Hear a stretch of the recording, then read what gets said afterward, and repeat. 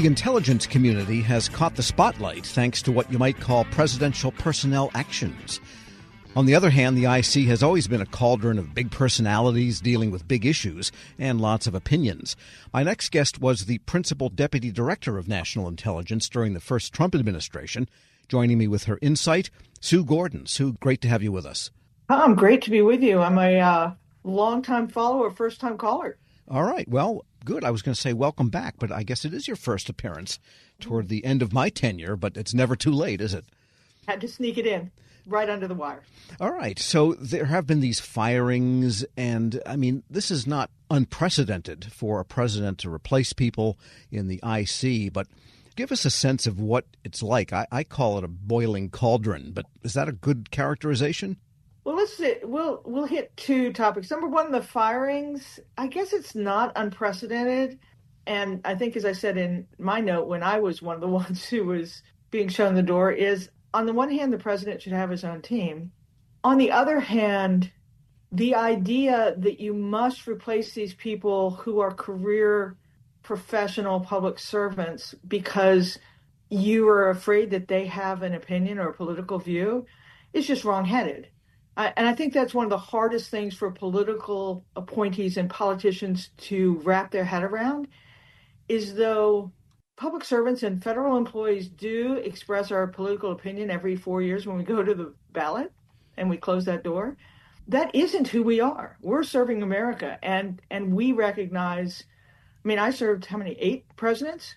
So this idea that you need to be replacing us because somehow we have an opinion about the policies, it's just, I think it's wrongheaded. And over time, what we're doing is we're losing half the talent with each administration. And in the case of the most recent firings at NSA, what a terrible time to be losing 2 of our very best. So I think it's just a misperception. I think it makes us weaker. I think it's based on what I know to be untrue. And I guess it's his prerogative. Yes, and that was a question I wanted to ask you, too, about having people that you know may never agree with you. Say someone was like junior Jake Sullivan from the Biden administration. Right. Another Republican, say, or a different administration. Would it be wise to have someone like that, even if you never agree with them, just so you hear that side? Yeah. Everyone knows that diversity is good, especially for a leader. Everyone knows. And, sometimes you have such a tight team that you'll designate someone to be the contrarian just so that you are hearing a counter idea. Certainly in national security that has an arcanity to it, you need those leaders, particularly because they are not charged with setting policy, but they are, in a sense, advisors. You need them to be able to say whatever they need to say. And I think you're seeing, and I think Signalgate, I just named it, is a great example of this gone terribly wrong. I mean, I don't think the people that were on that call set out to do something that put the nation at risk. But I also think that there's a bunch of people that had no idea what their job really was, and were so excited about advancing a policy that they lost sight of the other considerations that they need to. So I think it is problematic when you have people who are more desirous of doing what the boss wants than fulfilling their responsibility. Because any leader knows that the way good things happen is you have what I call perfect advocacy, where everyone's doing their job as hard as they can, and then it comes together to hopefully a great outcome. And I think we're seeing the effect of not having that. And on the Signal thing in particular, the use of that platform, I mean, smart political people coming in would say to the career person, is this kosher? Tell me what I need to do to communicate just to make sure we're following the rules of not getting information out. That seems kind of basic. Yeah, and I think that's the second piece. We talked about the impact of replacing leaders. I think we can't underestimate the impact of the churn that's going on just in the federal workforce, because it is, in fact, the women and men, even leaders that are in a professional position rely on their women and men to be the keepers of, yeah, I know what I want to do. You can help me how I do that. And I think there's just such turmoil, and you have people who don't know how to trust and have come in believing that they can only trust the 5 people that they brought in themselves. that you're just seeing this kind of weakness happen that is the reason why you have a stable bureaucracy in some ways in the past.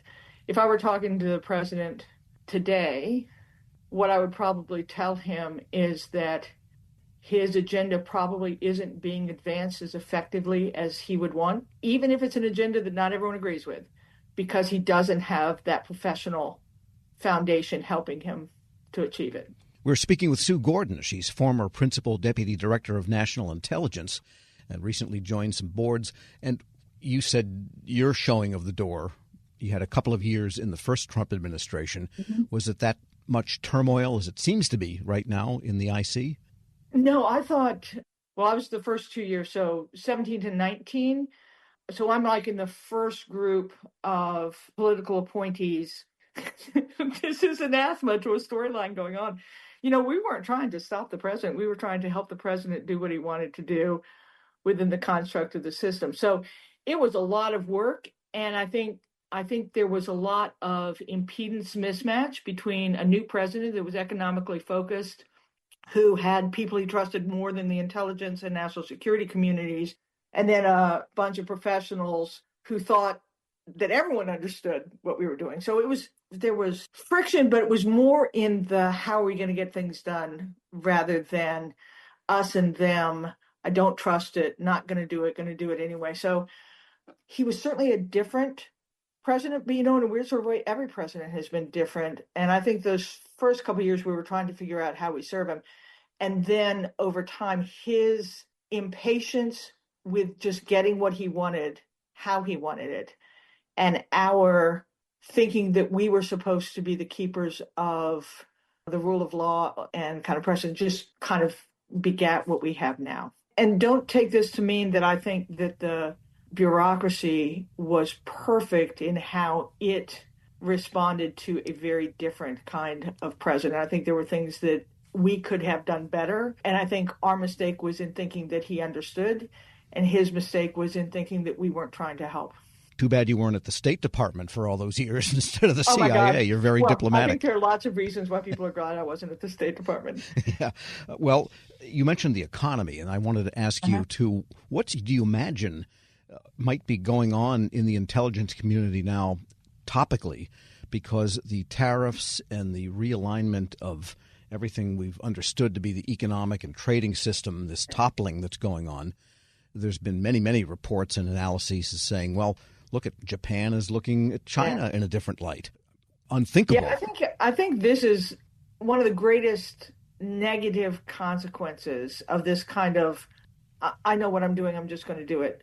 What the intelligence community, I'm quite sure, is doing is trying to use their wisdom to bring what they know forward about what the considerations are with each of our partners, trying to bring forward what the other benefits we get from those relationships, and trying to find their way into the conversation, into the decision-making conversation. In the first administration, we had a little bit of this, where decisions were being made in the National Economic Council. That was not typically where the intelligence community played. It was more in the National Security Council. And so we tried to get in. But I would think right now that they are trying to put things forward that allow understanding of other considerations and second and third order effects of these actions. And my guess is, if my experience is anything with their experience, it's hard because they're probably not in the decision-making meetings.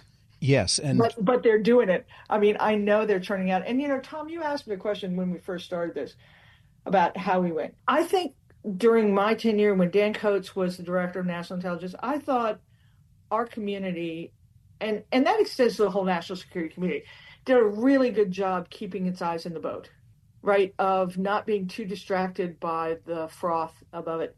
I think that's harder now. I think it wasn't just the first Trump administration, but it's been kind of 20 years of kind of undermining the integrity of the bureaucracy. And I think it's pretty hard for people who were used to not being praised publicly to now being excoriated publicly. And I just think the deleterious effect of that is probably pretty tough. But this is an amazing, I hope all of America were listening to this and they would hear me say it. If you knew the people that work in their community, they're your neighbors. These are people that are so much like you. I can't think of a single person